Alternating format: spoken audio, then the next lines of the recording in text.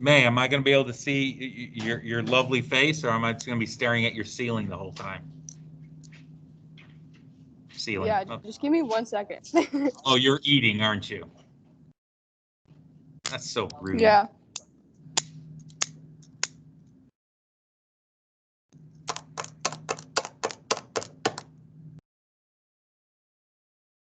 Sorry. You're fine. It's you, May. I wouldn't put anything past you. Mr. Clapper, Yes, and Bria. are there still borders like in classes on Yeah. campus? That's what I heard, but Yep. Basically the borders are all split among the teachers that are here, uh-huh. and they just kind of hang out in my room and do what you guys are doing right now. Oh, Yeah. Maria.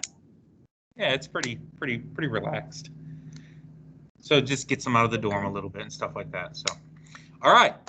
So we're faced with another challenge, aren't we? We're faced with another situation. Um, we could, as I kind of mentioned this at the beginning of the year, we could take this one of two ways. We could allow it to define us. We could allow the challenge to control us, or we can define the challenge. And I already made my decision. When Mr. or Dr. K sent out that email last night, I was like, you know what? I'm still going to teach it up. I'm still going to have fun. I'm still going to laugh. I'm still going to joke. I'm going to come in with a positive attitude. I'm going to do everything that I need to do to be an effective teacher. Who knows, hopefully this only goes 2 weeks, but again, some of you are online students already, so it's not going to really change for you. But I'm going to make the best out of the situation, and I'm going to be a really good teacher for it, and I expect you to be really good students for it. I'm not going to allow this situation to define me or define or change how we go about and change the success that we're going to eventually have. And I expect you guys to do the same. Be positive, laugh, joke. I don't care if you talk over each other and unmute yourself and laugh and joke and all that other kind of. That's what I expect. That's what I demand. I demand you to have fun. I demand you to laugh and to make fun of me and all that kind of jazz. Because if we're doing that, that means we're learning. That means we're being effective students and effective individuals. If you ever need anything, um, and I truly, honestly mean this, and I realize I'm saying this to students, some of which don't know me that well yet, that don't know me as an individual. I know, like, I mess with May and stuff like that. I've known May since she was this big. I mean, I was throwing dodgeballs at her when she was just a wee little Sadly, one. sadly, yeah. You loved it. Don't even go there. No, I Yeah, hit you in the face back. Don't worry. I know you got me a few times. Don't worry, you might have a dodgeball. I mean, you might come a dodgeball out of nowhere when you come back to school sometime. I just get smoked by one. But I mean, that's For that's fun. that's a development that I'm hoping to develop with all of you because I truly believe in what I'm doing here. And if you just want to shoot, hang out on Teams and just chit chat with me about anything and everything, I encourage you to do so. Just because we can't do it in person doesn't mean we can't do that sort of thing through Teams or through any other method.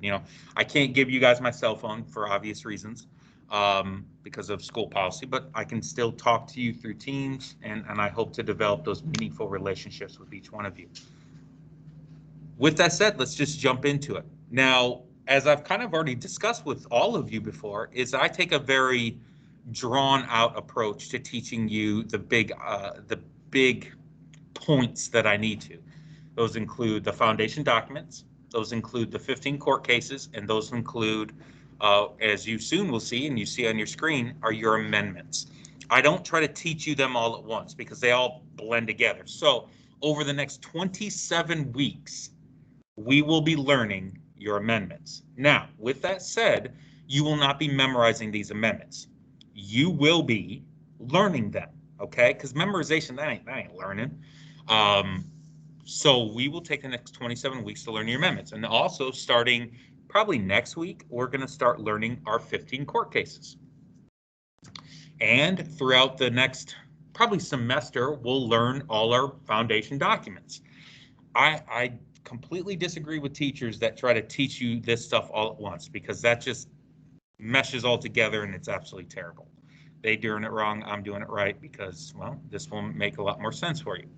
So Speaking of your amendments, you hopefully already know, and if you're not writing this stuff down, you darn sure need to, that your Bill of Rights is your first 10 minutes of the U.S. Constitution. And what you need to understand, that's known as a ratification strategy. Basically, when we talk about the Constitution, when we move away from the Articles of Confederation, and they realize that they were an absolute failure, people, specifically the states, were very, very upset and very, very fearful of the national government becoming too powerful. And they requested what was known of a Bill of Rights. The Bill of Rights, as I've stated, are the first 10 amendments to the Constitution, and they were in response to the Constitution giving a great deal of power to the national government. The Bill of Rights is not giving you freedom. We've talked about this. They don't give you freedom. They guarantee it. They guarantee that the national government does not take away these rights. Now, I say national very specifically because originally the Bill of Rights did not protect you from the states. It is crucial that you understand that, and if you're confused by it, you need to unmute yourself and say, hey, Clapper, re-explain that. Uh-oh, I don't hear you. Can someone else speak? Because I don't know if it's Embrea that I can't hear. Hey. Could you? Oh, perfect. I can hear you now. now, Embrea. Yes, I will explain it Okay. again. So 2 questions. Yep. I do need a little re-explanation on how it protects from the national but not the state. And then also, what's the difference between guaranteeing and giving? Like, why Great. is that Both not of those the are right outstanding definition? questions, which will also address the other question about re-explaining it. So first question is, what's the difference between guaranteeing and giving it to you? Giving it to you means that these rights are provided to you by the government. They are not. You have these rights because you're a human being. You have the freedom of speech because you are a human being. You have the freedom of religion because you're a human being. So that means you already have them, and it's the responsibility of the government to ensure that you keep them. So instead of the government giving you something, it's protecting it. So it's like the difference between me, you are giving you $100, you already got the money. My job is to protect that money. So I'm not giving you the money, I'm protecting it. On the other hand, Okay, that makes sense. good. On the other hand, and there's really no really good way of saying this other than just kind of restating it, and let me know if I need to clarify it further, is that these Bill of Rights was attached to the U.S. Constitution. The U.S. Constitution organized the national government, and that's what people were afraid of when creating the Constitution. They were afraid that the national governments become too powerful. That's why they have a Bill of Rights. That was never designed to protect people from the state governments. The state governments did not have to follow the Bill of Rights. They did not have to follow these freedoms. They did not have to follow these guarantees, because what people thought is, well, it's the state government. They'll just do their own thing. They'll protect their people. Because you have to realize there was a great deal of people who felt that the state government should have been the most powerful. They should have been the strongest because they're most closely connected to their people. The argument was made is, who better to govern the people of Virginia than Virginia? Who better to govern the people of Florida than Florida? So when they created the Constitution in response to the failure of the Articles of Confederation, they felt that these Bill of Rights only needed to apply to the national government because they were the ones becoming so powerful. Now I'm going to jump, and I know I might be losing some of you, but focus in. I think we all know, and if we don't, you're about to know that the Bill of Rights now applies to state government. It now applies to state law. But that process has happened over years, through a very deliberate process known as selective incorporation. I will teach you this at a later date. This is a teaser. I will teach you what selective incorporation is, but it is a crucial idea that has had multiple FRQs on it. And it's honestly a very, very simple idea, but a very, very deep idea that we will talk about. So let me tell you what it is, and then we'll pull back the reins. Remember, I told you it's a spider web of information. You see how I'm going down the rabbit hole a little bit here? It's a spider web, so don't freak out, okay? So as I stated, originally the Bill of Rights only applied to national government, okay? National.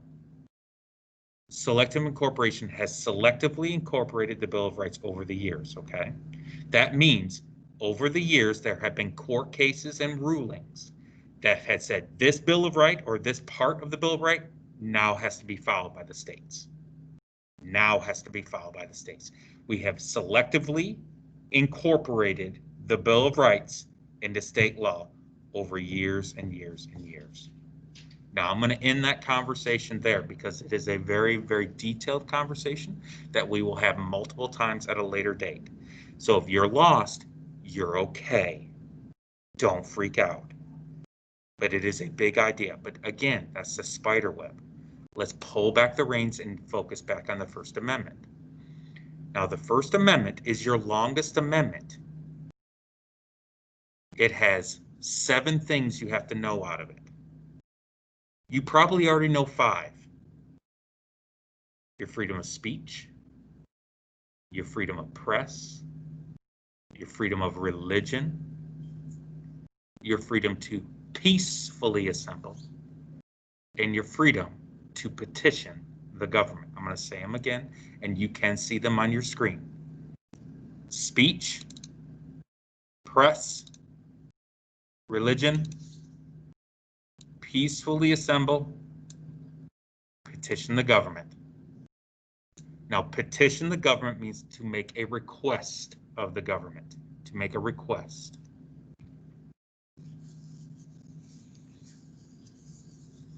Now, before I get into those last 2 points, I think we can all agree there's a great deal of controversy here within that First Amendment. Who can unmute their mic and tell me what are the possible controversies that exist within those 5 freedoms?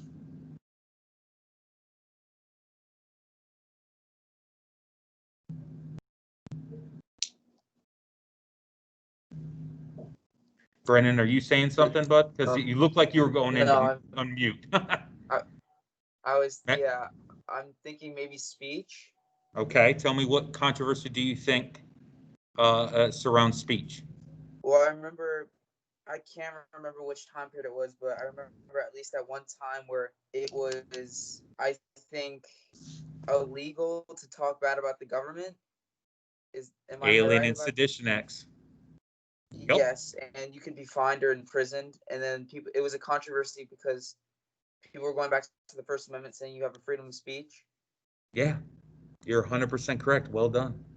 And those Alien Sedition Acts were pushed through by one of the most beloved presidents to ever exist, Lincoln. He's arguably one of our best presidents, and he's the one that pushed through the Sedition Acts, which basically threw people in jail without trial for speaking up against the Civil War. And he's arguably to be the best president ever. Madhu, you have your microphone unmuted, I believe. Do you have a controversy surrounding one of those points? I would guess religion. Tell me. Because religions historically do not get along with each other. No, they do not. Reasons.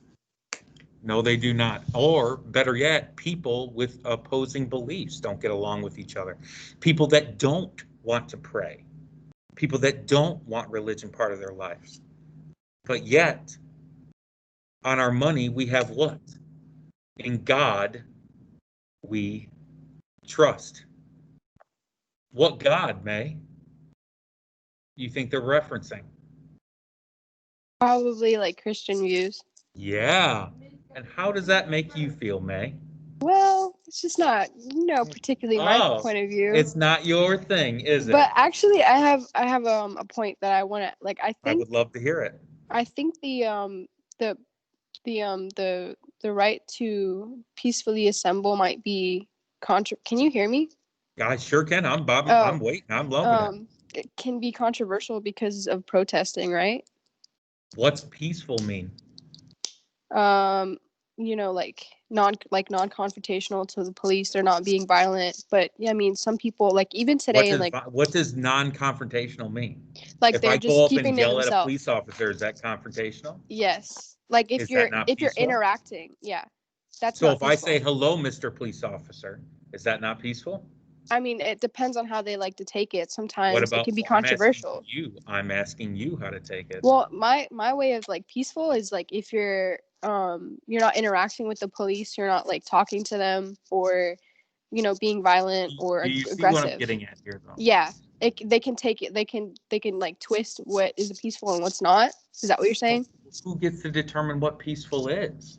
If I tell The you to have a police? good day today, is it the police that they get to determine what peaceful is, or is it judges?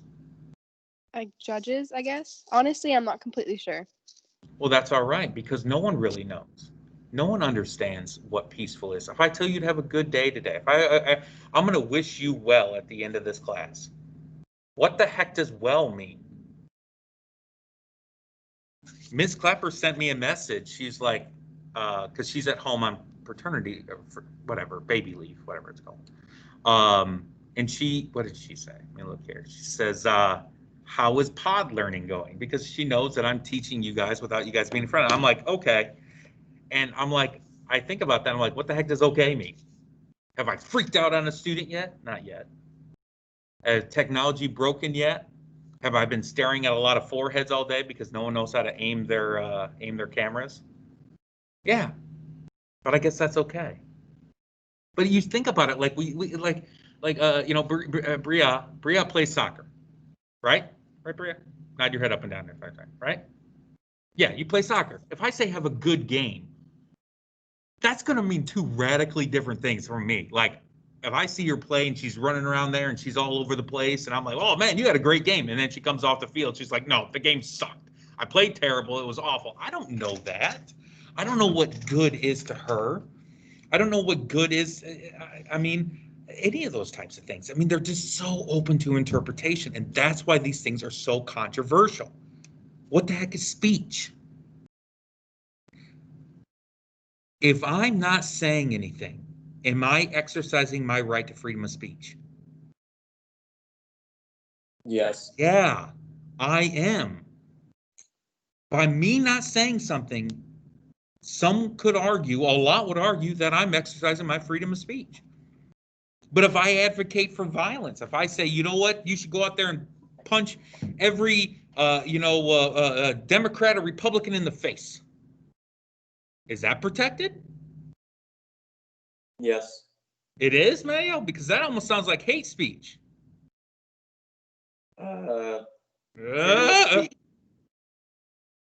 Freedom of speech, no matter how violent or excessive The U.S. it is, Supreme Court would disagree with you. What if it's ruled verbally abusive? Like bullying, like You cyberbullying, could say that, or yeah.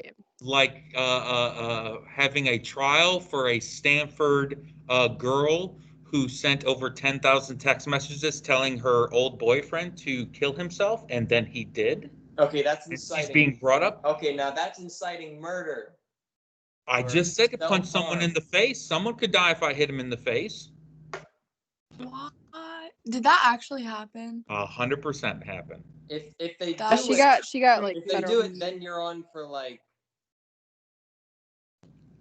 some degree of murder. Why does it have to be murder? What about just injury? If the person decides to sue, then yes. Well, then what are you suing on, Mario? I'm not suing on anything. I'm the guy who On told you to go on punch. your rights, because when we talk about civil lawsuits, you have to sue them based upon something. And guess what you're going to sue them based upon? Your rights, which are found, or better yet, are supposed to be guaranteed by the government. And that's what we have to talk about. And we're going to talk more about this later, folks. I'm not trying to sidestep it. But what you need to understand is that the controversy is not the right itself, but yet the interpretation of those rights and how best to protect them. Again, you have these rights because you're human beings. It is up to the government to guarantee them, to protect them. Maybe you feel the government is not protecting those rights enough. Again, that's what we have to look at here. A great example of this is, and not to bring up this subject again, but is the abortion topic. You know, they put laws and allowing a woman to have an abortion, but maybe people don't feel that those laws are good enough. Maybe the government is not doing a good enough job to protect those rights. Bray, I'm going to mute you because I can hear you. There you go. So please understand that there's a great deal of interpretation. Now, there's two other points you need to know about this, that we will talk about these a great deal when we get to the court cases. Now, like I mentioned before, we are in a social contract. You can see the contract here within the First Amendment. The contract is we give up some rights for you to guarantee others. And there's clauses within that contract. Clauses are a part of that contract. And those two clauses that you need to know from the First Amendment are the Establishment Clause and the Free Exercise Clause. Write them down. The Establishment Clause and the Free Exercise Clause.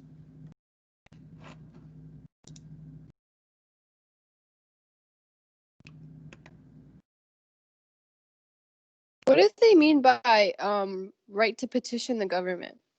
To make a request. To make a request of the government. Go, hey, government, give Okay. me $500 a week for the rest of my life. They can ignore it, but I can request it.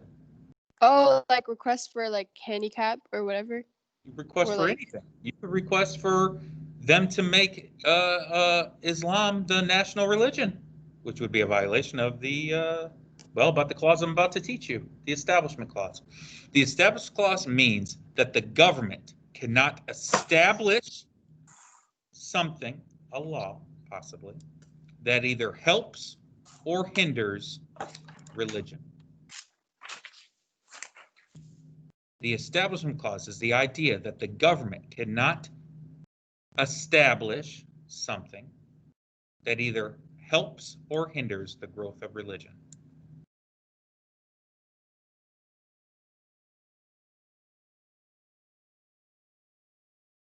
Under that, could the United States government establish Christianity as our national religion?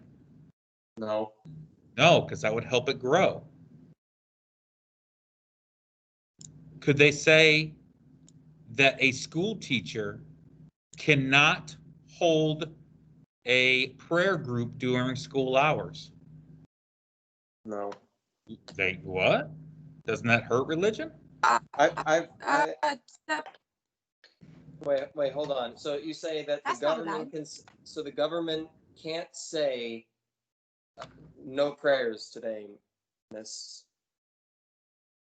Well, it depends. Are they organized prayers?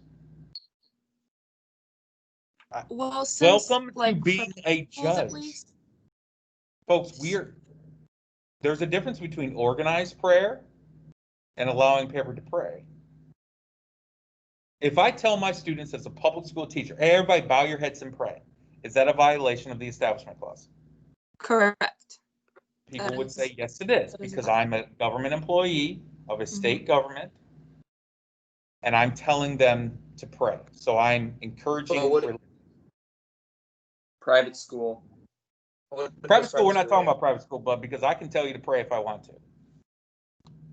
In Because private again, s- I'm not, remember, the Bill of Rights does not guarantee your rights from private citizens.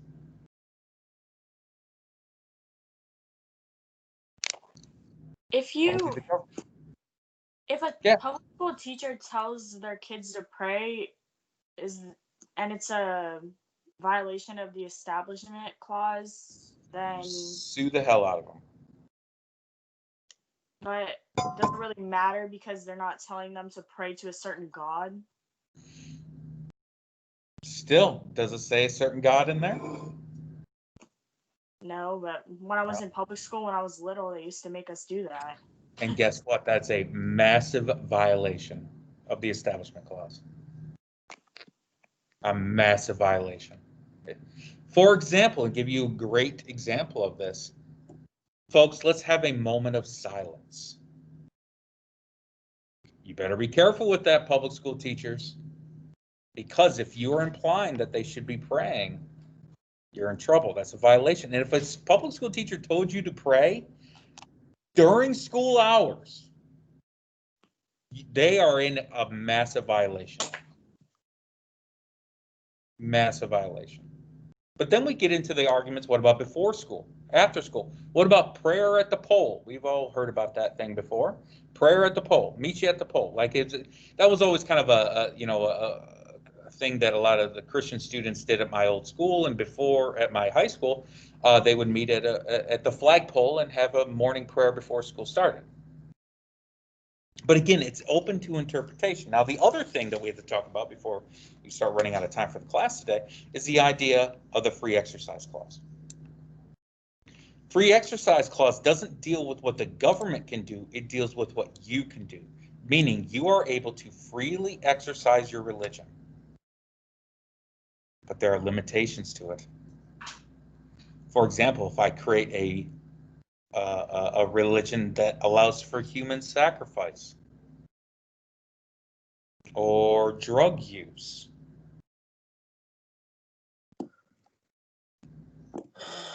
What about like cults? What about them? Like, can they be deemed like religious? Like, can they be? Is that in that circumstance? Like, would they be What is the cult against doing? the law? What is the cult doing? Yeah, I guess that's true. What I mean, I could we could go the Clapper cult, and we pray to the god of Clapper, and you have to pay money to me. By the way, all this stuff that I'm explaining, 100% has happened. You ever hear of Jonestown?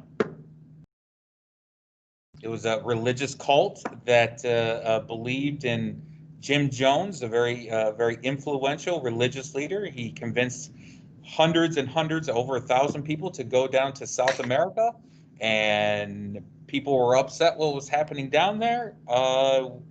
Went down there, and the government was investigating, and then Jones lost his mind and convinced. Ever hear the expression "drink the Kool-Aid"? I'm going to show you a picture in a second. Yes, Mr. Bernatowitz. We're doing great today. I'm teaching up AP Government. We're about ready to talk about Jonestown.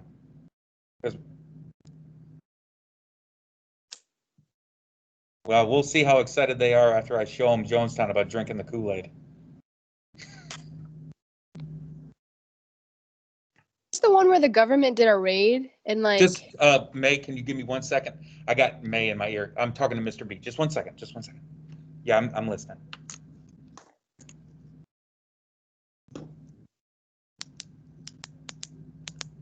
They get their pairing code from the student. I do have a tutorial online for that. Yep. Yes, I will.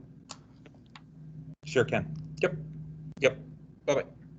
Okay, sorry about that, folks. Just a Canvas question from Mr. B. I know All what right, you're so talking about. Jonestown. oh, there, Jones.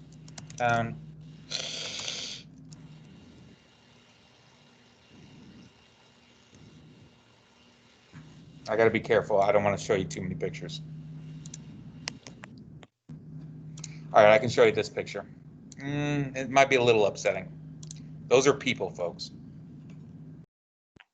There's Jim Jones. Oh, I don't care about ad blocker. Damn it.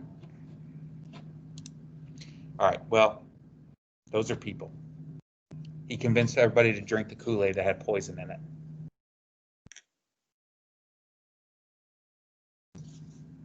Is very. I can tell you the whole story another time when we have a lot more than 14 minutes left of class. But he started a religious cult. Why would he do that? Why was he doing It's that? a great question, bud.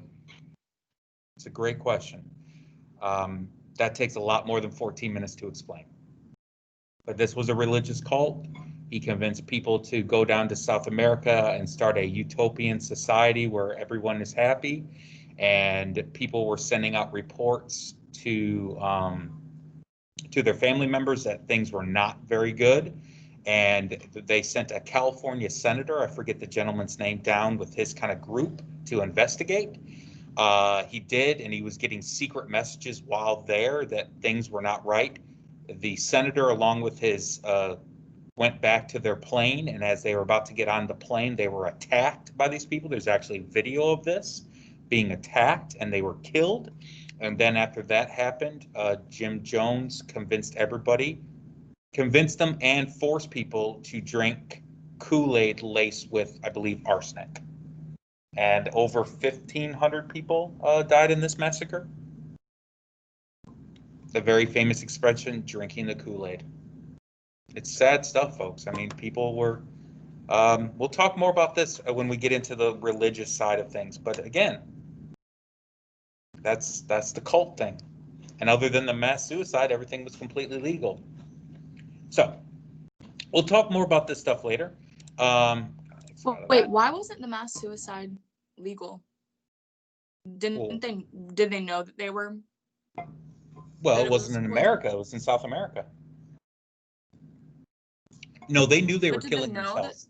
Yeah, they knew they were killing themselves. But there's also some very, because, well, whose laws are you supposed to follow? It's in South America. Uh-huh. It's not, there's no American rules about that govern South America. Mr. Clapper, Yes. didn't it happen in Guyana? Yes, I believe so. Is it really murder though if they knew they were doing it? Like, Yeah, that's what I'm saying. Well, some people didn't want to die and they forced them to drink Kool-Aid. Thanks, Caitlin. You're 100% correct. There's actually some very, very upsetting audio recordings of women, of some women forcing they were forced to drink the Kool-Aid. They were forced to drink it, and you also have to realize there's a lot of children in that video. A lot, wow. like infants. It's very, very sad. Like, if you're ever interested in that, like, it's not morbid. It's very interesting to watch. There's some very good documentaries out there about Jonestown, about how he came to power. And basically what he did was that he appealed to people's desperate nature to have a better life. I mean, he really appealed to people that were very, I don't want to say weak-minded, but were so desperate to have a better life, to have a better existence, to have a more fulfilling life. And he appealed to that and convinced people basically to sell everything to give him all the money. And they went down to form their utopian society. So we do need to move on, folks, because we only have now 10 minutes left of class. So let's start talking about what we read about. Okay. Now, the first thing I want you to go to is that there will be some definite times where Mr. Clapper disagrees with your textbook. And one of the major things that I disagree with your textbook is the definition of politics. And the definition of politics, as I see here in your textbook, is politics determines who select our government leaders and policies that the leaders pursue. I disagree with that completely. Politics is so much more simple than that. It's conflict resolution. We have politics because we have conflict. We have politics because we have conflict and the process in which resolving that conflict. That's all it is. Because if you think about it, we wouldn't need a government if we didn't have conflict. If people said, "Oh, hey," if people got together and say, "Hey, we need a road here. Let's build a road," they would come together, build a road. Done. on the AP exam, is that definition You will never have like just straight up definitions on the AP exam. You'll never have that. And you also have to realize, folks, there is no, and they might say this is an AP edition textbook, but there is no textbook that is endorsed by the College Board of any subject. So if you ever see that, that's not true. They don't endorse any textbook, period. They just don't. So don't freak out about if I have a difference of opinion, because again, at its core, that's what you need to understand, is that government politics is all about conflict resolution. That's what it is about. Now, what we need to look at here is what I call the conflict circle, or the circle of conflict. And that's right here, the circle of conflict, okay? So all conflict really starts with people, as we talked about before. And the conflict is driven around those 4 questions that we've already discussed. What's the problem? What's the solution? Who's going to execute that solution? And then finally, who's going to pay for it? Those are the driving questions that we look at through this circle that we see here. Now, what we need to understand here is that there are different parts of it. There's different parts of the circle as dictated here. And what we see here is we have people. We have their interests, we have their problems, we have their concerns, we have everything.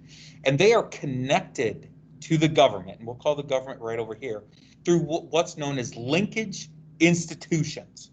They are the link, the connection, the tie between the government and the people. And they come in 4 flavors, 4 varieties. Those varieties include political parties, elections, the media, and interest groups. You need to know these inside and out, and we will take entire chapters to talk about these linkage institutions, like literally entire chapters. We will talk about them. So don't freak out if you're not an expert on these yet. But they connect the people to the government. Now, what you need to know is what flows between them. What flows between them, because something flows from people to the government, and something flows the government to the people through these linkage institutions. Now, I would ask you, but we only have 6 minutes of the class, so I gotta go fast. What flows from the people to the government is influence. Influence flows from the people to the government. What the people want, that's influence. Like you folks try to influence me. Okay, just 1 second. Yes, Miss Parker. Good morning. I will after I'm done teaching here. Yep, bye-bye. Bye. Whew, okay, like I said, if I just had to teach, it would be just fine. All right, so influence goes there. Like, for example, what a better example of what influence looks like. So when I took May and Aya out to New Orleans last year, I allowed them to influence me on what they wanted to do, like the restaurants and the places they wanted to go and stuff like that. So what flew through there was, you could almost argue, as the text messages that we had in our group text. The linkage was the text message, and they flew influence back. Now, what I sent back to them as the policy maker, as the government, is what we were doing. We're doing this, we're doing this, we're doing this.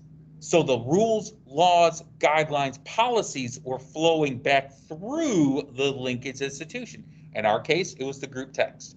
In this case, it's parties, elections, media, and interest groups. Now, people's ultimate goal, and we see this today with the protesting and all the people's political participation, is they're trying to set the policy agenda. They're trying to attract attention so that the policymakers will address it. That's what they're trying to do. They're trying to influence this policy agenda. They're trying to tell the people, they're trying to influence the policymakers on what they need to do. And what they need to do is create policy that will impact the problems. That's their goal. That's what they're trying to do. That's what this Lincoln's institution and what they look like and what they do is something we will discuss in the future, and how they work and how they look and the goals that they have and stuff like that. But people, how do you think the people create their influence? Voting.